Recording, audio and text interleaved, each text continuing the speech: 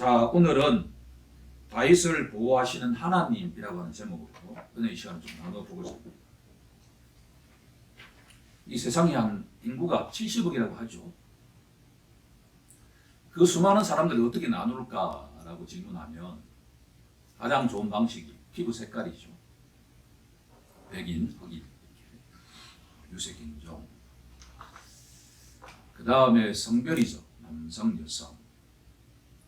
그리고 요즘 이렇게 잘 나누는 방식이 노령 인구가 몇 %입니다. 2년 지나면 저도 그 속에 속합니다. 요즘 이렇게 늙어간다는 것이라고 하는 책을 한 서너 권 봤는데 나이가 든다는 게 그다지 나쁜 건 아닌 것 같아요. 제가 보기에 상당히 유익을 많이 누립니다. 한편으로는 노인이 된다고 하는 것이 내가 벌써 그렇게 되었나라는 마음도 있지만 절대로 나쁘지 않다는 생각을 하게 되었고, 또 나누는 방식이 종교가 아닐까요? 기독교, 캐톨릭, 불교 등등. 그러면 성경은 이 70억 인구를 어떻게 구분할까라고 질문한다면, 보다 정확하게 질문한다면 하나님께서는 이 70억 인구 가운데 어떻게 보실까라고 하는 것이죠. 하나님께는 아무리 인구가 많아도 딱 두 그룹이 있다는 거예요. 딱 두 그룹. 왼쪽 그룹은 뭐냐 그러면 하나님의 독생자 예수 그리스도를 모르는 자. 오른쪽 그룹은 하나님의 유일한 독생자 예수 그리스도를 아는 자, 믿는 자. 딱 두 그룹뿐이다라고 하는 거예요. 요한복음 3장 마지막 구절이 뭐라고 하냐 그러면 하나님의 아들이 있는 자에게는 영생이 있고 하나님의 아들을 순종하지 않는 자, 재미있죠? 믿지 않는 자가 아니라 순종하지 않는 자, 믿는 것은 순종하는 것이다 라는 말씀이 있죠. 하나님의 아들을 믿지 않고 순종하지 않는 자에게는 영생이 없고 하나님의 진노가 그 위에 임해 있다라고 선포하고 있죠. 오늘 본문에 나와 있는 다윗은 어느 그룹에 속하냐 그러면 하나님의 아들을 믿는 그룹에 속한다라고 하는 거예요. 사무엘상을 이제 계속 읽어 나갈 텐데 터닝 포인트가 되는 지점이 있어요.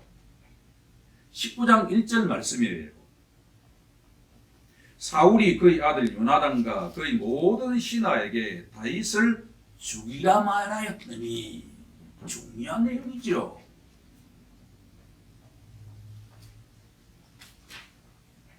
하나님은 다윗을 어떻게 평가하고 있습니까? 예수 믿는 자 가운데에도 하나님 마음에 합한 자라고 평가받고 있는 유일한 인물이 다윗이라고 하는 인물이에요.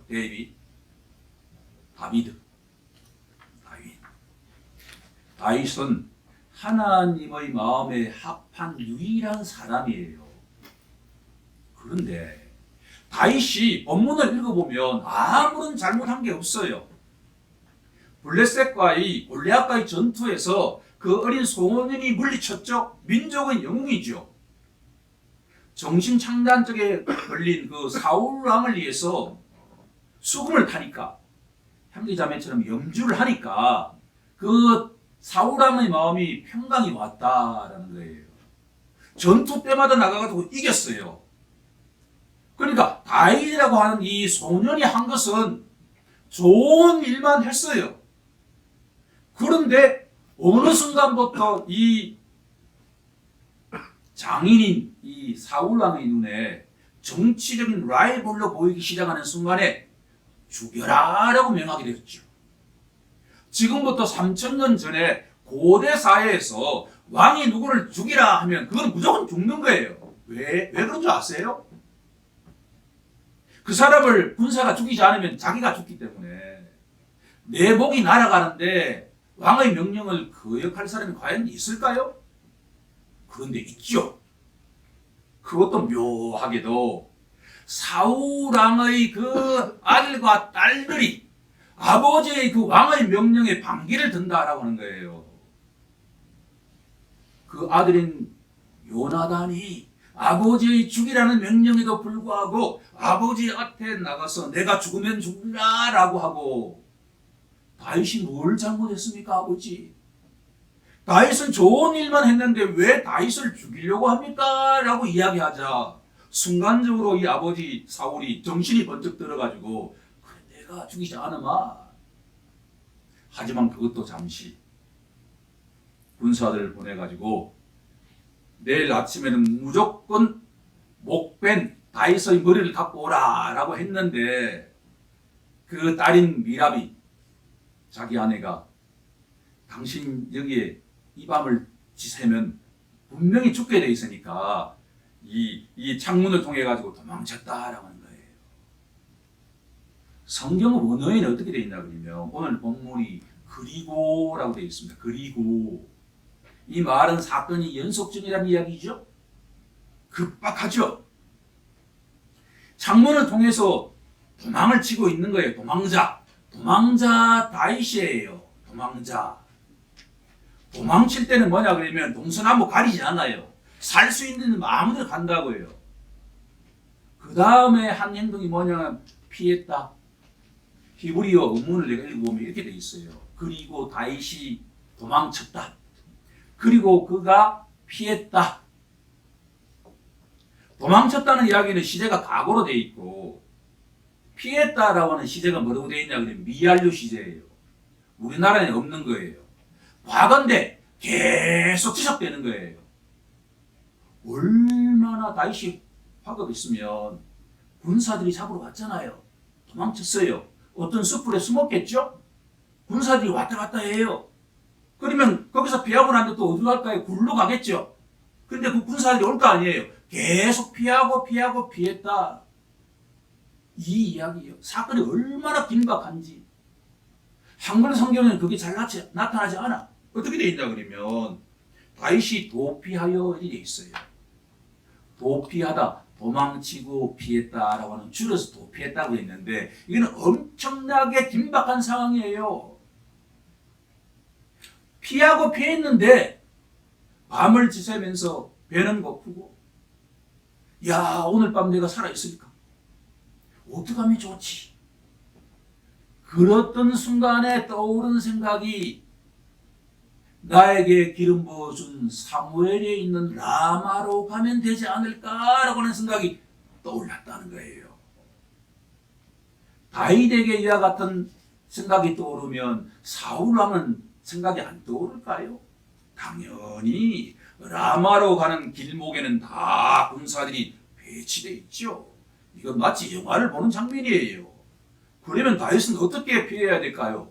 바로 아무도 가지 않는 산을 넘어서, 그 험준한 산을 넘어서, 그 험준한 언덕을 넘어서 도망치지 않을 수가 없다라고 하는 거예요. 여기서 우리들은 성경적인 질문을 떠올려만 합니다. 예수 믿는 자로서 하나님 마음에 합한 다윗에게 왜 하나님께서는 이렇게 도망자의 신세가 되게 하셨을까라는 질문이죠.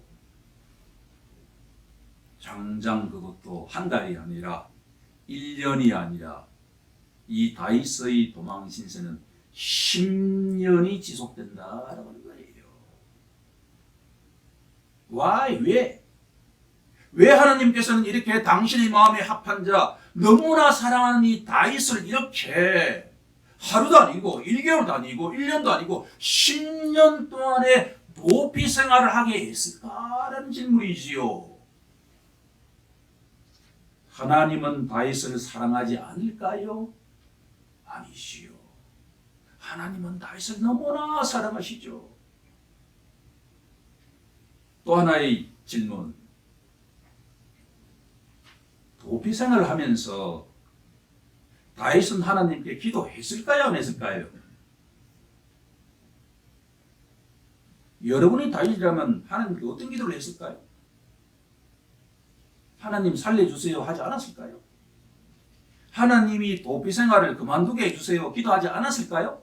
그렇죠. 인간이면 당연히 그렇게 기도하죠. 그런데 하나님 응답했나요? 안 했나요?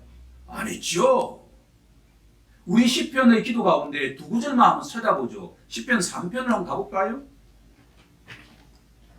시편 3편 1절을 뭐라고 되어 있습니까? 여호와여 나의 대적이 어찌 그리 많은지요. 이 골짜기에 가도 군사가 있고 저 골짜기에 가도 군사가 있고 모든 곳이 다 군사가 있는데 하나님 어떻게 하면 좋습니까? 라는 기도예요. 도대체 하나님이 나를 사랑하세요? 이거는 약과예요. 22편으로 한번 가볼까요? 10편 22편으로. 22편 1절만 읽으면 충분합니다. 우리 다 한번 읽어볼까요? 시작. 내 하나님이여 내 하나님이여 어찌 나를 버리셨나이까. 어찌 나를 멀리하여 돕지 아니하시오며 내 신음소리를 듣지 아니하시나이까. 중요한 질문입니다.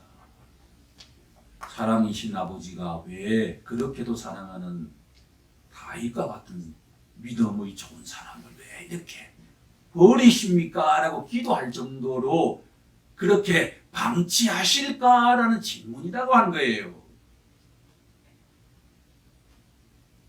세상의 아버지도 그렇게 하지 않을 텐데 왜 하나님이 그렇게 하실까라는 질문은 거룩한 질문 아닙니까? 중요한 질문이죠.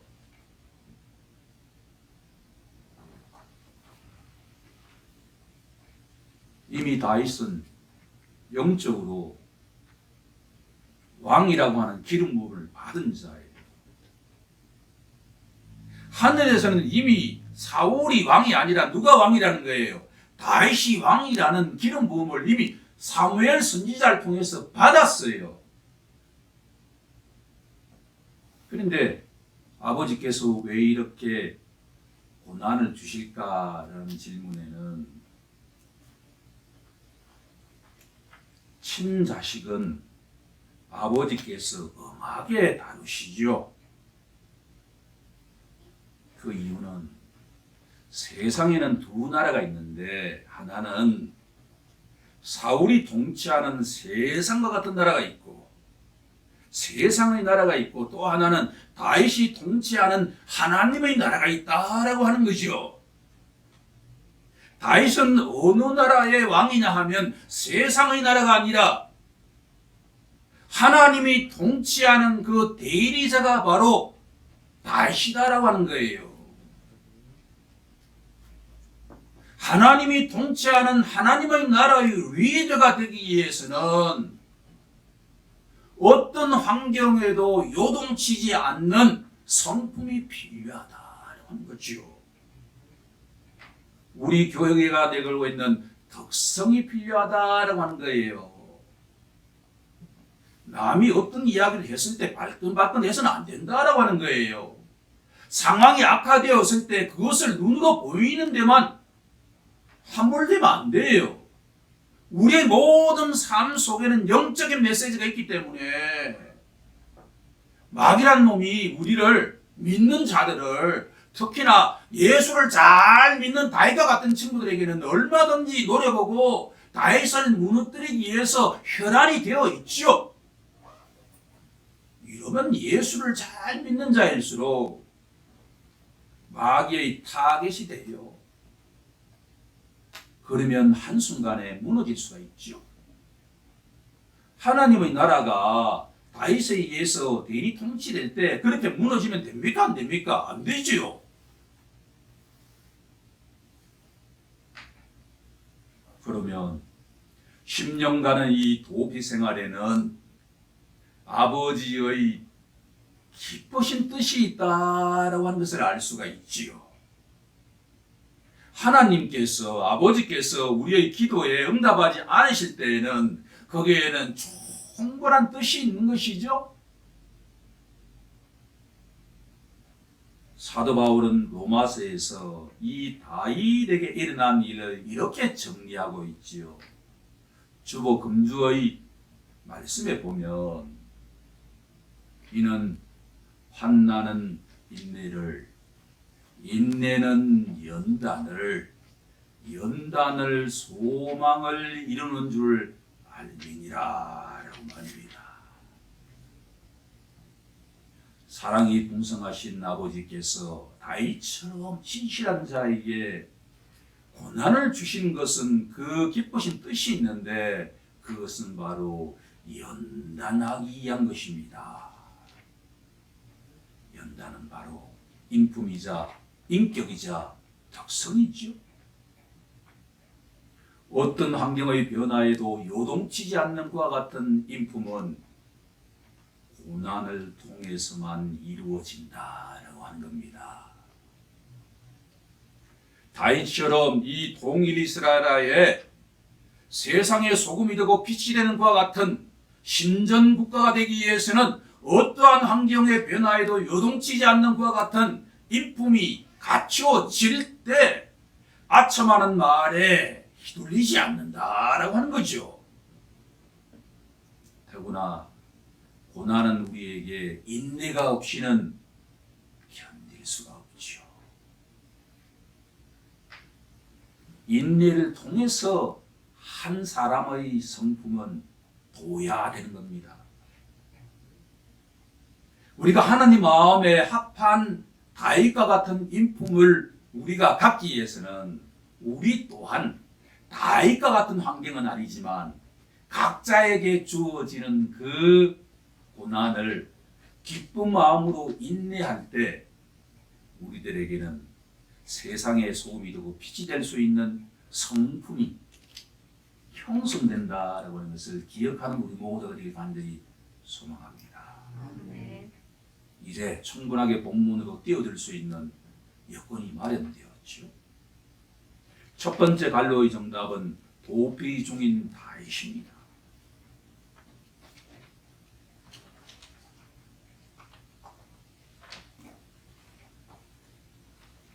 자, 이제 두 번째 내용으로 이제 돌아가 보아야 하는데,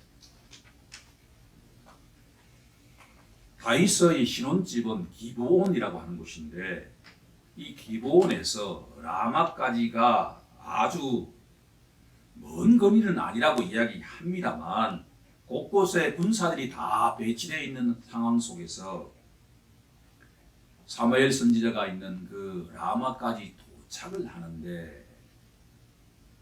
이것은 운일까요? 아니면 하나님의 섭리일까요? 하나님의 섭리지요. 우리가 지난주에 하나님의 섭리를 뭐라고 배웠습니까? 하나님의 섭리는 하나님의 능력이자 아버지와 같은 손길이다라고 했지요. 이 천지 만물을 다 창조하신 하나님의 능력은 그 자녀들이 어떠한 환경에 처해 있다 하더라도 그 자녀들을 보호하시는 능력이 있다. 그리고 그 자녀들을 눈동자처럼 통치하시는 것과 같은 능력이 바로 섭리라고 하지 않았습니까? 다윗이 혈안이 되어 있는 그 사울왕의 군사를 피해서 라마까지 안전하게 도착했던 것은 바로 누구의 손길이 있었다는 이야기입니까? 하나님의 손길이 있었다라고 하는 것이죠. 우리가 여기서 분명하게 붙잡아야 할 내용은 뭐냐 그러면 선하시고 사랑이 풍성하신 하나님이 우리에게 어떤 고난을 주실 때에는 그 아버지가 우리들을 그 목표 지점까지 안전하게 보호해 가신다라고 하는 것을 믿는 우리 모두가 되길 간절히 소망합니다. 그게 예수 믿는 자예요. 예수 믿는 자는 하나님의 섭리를 믿는 자예요. 하나님의 능력이 있어요. 그 능력으로 아버지와 어머니의 손길로 부드러운 손길로 눈에 보이지 않지만 우리들을 안전한 곳으로 우리를 데려가신다. 다윗은 점차 그것을 깨달아갔습니다. 우리가 분명하게 알아야 될 것은 다윗은 원래부터 믿음이 좋았기 때문에 10년간 도망 생활하면서 해피했을 것이라고 생각하면 그건 넌센스예요. 다윗 또한 인간이에요. 다윗이 얼마나 힘들었으면 아버지 왜 나를 버리십니까? 라고 기도할 정도라고 한다면 다윗에게는 내일이 없었어요. 오늘 죽을지 모른다라고 할 때 다윗이 매달릴 수 있는 유일한 안식처는 어디입니까? 바로 본문에서는 사무엘 선지자가 있는 라마 나요시죠. 두 번째 갈로의 정답은 라마 나요시입니다. 본문에 제가 줄을 쳐놓았기 때문에 그렇게 알 수 있을 것입니다.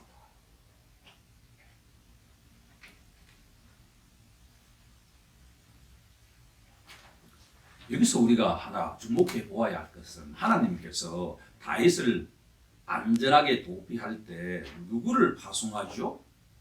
사람들을 여기저기 붙이죠. 그렇죠? 우리가 상식적으로 이해가 안 되지만 사울왕의 아들, 사울왕의 딸, 자기 아내, 세 번째가 바로 사무엘 선지자를 붙여주신다라고 하는 거예요. 제가 60평생을 더 지나 보니까 제가 예수 믿기 이전에도 때때마다 저에게 좋은 사람을 붙여주셨다라고 하는 것을 제가 깨닫게 되었죠. 만약에 그분이 없었다고 한다면 제가 능력 없는 자, 제가 그렇게 할 수가 없었다라고 하는 거예요. 우리 각자의 삶 속에 한번 과거를 한번 돌이켜 보세요. 그때 만약 그분이 없었다고 한다면, 그 사람이 없었다고 한다면 내가 지금 있을 수 있을까라고 말입니다.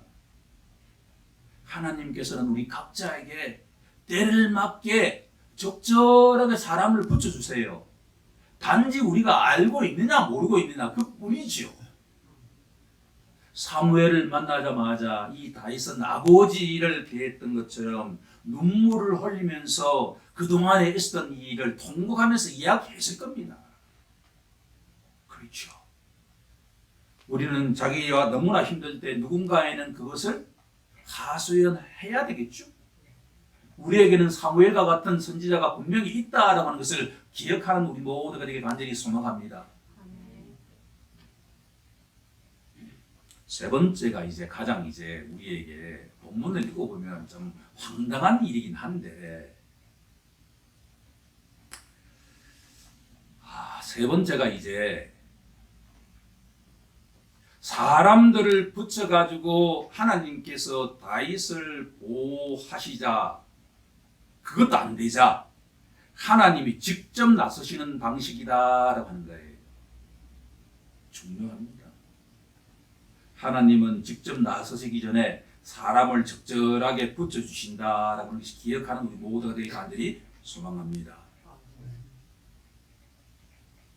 사울왕이 명령을 내렸습니다. 첫 번째 전령들이라고 되어 있지만 오늘날로 말하면 킬러들이에요. 킬러들. 보냈죠. 다윗을 생포해 오라는 거예요. 내 앞에서 내가 목을 벨 테니까. 그런데 사무엘 선지자를 지배하고 있는 그 하나님의 영, 그 성령께서 그 지역을 가득 채우고 있는데 첫 번째 살수자가 갔는데 하급 군사들은 밑에 있었을 것이고 그 위에 있는 장교들이 잡으러 갔겠죠. 그런데 사무엘 선지자가 있는 그곳에 도착하자마자 그 군사들이 전부 사무엘과 그 제자들이 하는 방식대로 두 손 들고 찬송하면서 방언 기도하듯이 하나님을 찬양하기 시작했다, 이런 이야기예요. 예언했다라는 이야기가 뭐냐 그러면, 우리가 늦게 예배당에 왔을 때 모든 사람들이 뜨겁게 기도하면 자기도 모르게 가서 뜨겁게 기도하게 되듯이 똑같이 예수를 전혀 믿지 않는, 하나님을 전혀 의지하지 않는 사울의 그 군사들이 가가지고 사무엘과 그 제자들과 똑같이 손을 들고 찬송하면서 예언을 했다라고 하는 이야기입니다. 그것이 두 번, 세 번 반복되었다라고 하는 것이죠. 급기야 마지막으로 사울왕 자신이 나섭니다. 너희들도 안 된다고 한다면 내가 직접 나서마라고 해서 본문에 보면 뭐냐 그러면 라마 나요스로 직접 가지 않고 그게 세구라고 하는 큰 우물가에 갔어요. 거기서 물어보았어요. 사무엘 선지자가 어디 있느냐? 어디 있습니다. 가던 길에 군사들은 직접 도착해서 사무엘을 만나고 난 뒤에 그렇게 예언을 했는데, 가던 길에 이 사울 왕은 바로 동일하게 보이지도 않는데 두 손을 들고 찬송하기 시작했다라고 하는 거죠. 그러고 난 뒤에 너무나 가까워가지고 자기의 모든 옷을 벗었다. 그리고 하루 온종일 그 다음날 아침까지 그 24시간 동안에 바로 다윗을 죽이기 위해서 혈안이 되어 있는 이 사울 왕이 그 모든 것들을 읽고 하나님을 찬송했다, 이런 이야기입니다. 이게 뭘 의미할까요? 바로 이것은 어떠한 악인이라 하더라도 하나님의 영의 감동을 받으면 자신도 모르는 사이에 하나님을 찬송하게 된다라는 이야기죠. 바로 세 번째 갈로 정답은 감동입니다. 감동. 하나님의 영은 사울왕처럼 그렇게 악인도 선한 행동을 할 수 있게 하실 수 있는 능력이 있으시고 그렇게 자비가 풍성하신 분이다라고 하는 거죠. 주님이 사랑하시는 성도 여러분, 이 본문을 보면서 우리가 이 세상에 아무리 악한 사람이라 하더라도 예수님을 만나면, 하나님의 영을 만나면 그 누구라도 원수는 다 사라지고 어떻게 한다는 거예요? 하나님을 경배 찬송하는 자가 될 수 있다는 이야기죠.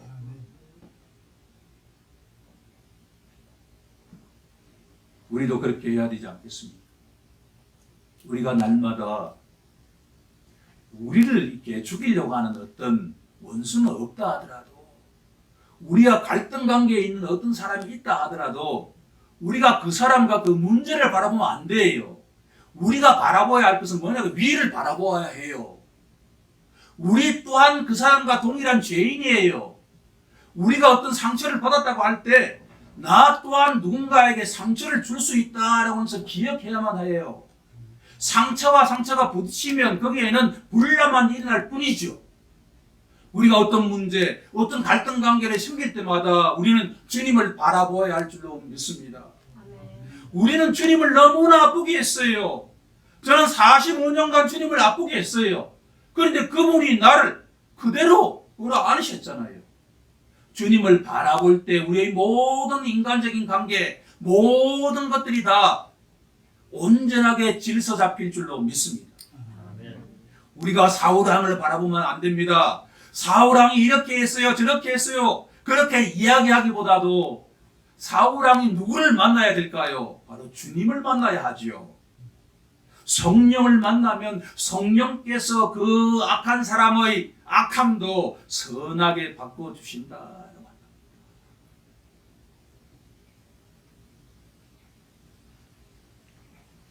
참 안타까운 것은 하나님께서 악인 사울도 이렇게 회개하기를 그렇게 기회를 많이 주시는데, 성경 어디에도 사울왕이 하나님 앞에 온전하게 회개했다라는 이야기는 어디에도 없지요. 하나님을 온전하게 믿었다라고 하는 이야기도 어디에도 없지요. 바로 이 세상 속에서 결국 영원한 형벌을 받는 지옥문을 두드린 자는 하나님 쪽에 문제가 있는 것이 아니라 우리 사람 쪽에 문제가 있다는 것을 기억하는 우리 모두에게 간절히 소망합니다. 회개하라, 천국이 가까이 왔느냐는 이 말씀에 우리 모두 아멘으로 화답하는 축복이 임하길 간절히 소망합니다. 이제 말씀을 정리해 보고자 합니다. 오늘 본문 속에 나와 있는 내용을 보면 하나님이 사랑하시는 자, 하나님의 마음에 합한 자 다윗을 10년간 도피 생활을 하는 시작 지점이다라고 하는 겁니다. 사랑이 풍성하신 하나님께서 이렇게 하나님 마음에 합한 자 다윗을 고난을 허락하시는 것은 바로 하나님의 나라를 통치하는 리더가 되기 위해서는 연단을 받아야 하고 인내해야 된다. 소망을 품고서 그 나라를 통치해야 된다는 것을 깨닫게 하기 위한 것이다라는 것을 기억하는 우리 모두가 되길 간절히 소망합니다. 이렇게 보면 하나님이 사랑하시는 자 모든 기독교 신자들에게는 그 사람에게 맞는 약간의 고난이 찾아올 수 있다라고 하는 것을 기억하는 우리 모두가 되길 간절히 소망합니다. 하나님이 허락하셔야만 고난이 있습니다. 그것은 하나님께서 우리를 보호하시면서 인내의 능력을 갖추게 하기 위한 것이고 연단을 통해서 하나님 나라에 합하는 인격을 도야하기 위한 것이다라고 하는 것을 기억하는 우리 모두가 되길 간절히 소망합니다. 아버지가 우리들을 인도해 가십니다. 우리들은 그 아버지의 손길을 잡고 다가오는 한 주 동안에도 날마다 주님과 동행하면서 어떠한 환경 속에서도 하나님이 맡기신 적은 일에 최선을 다하는 우리 모두가 되길 간절히 소망합니다. 기도하겠습니다.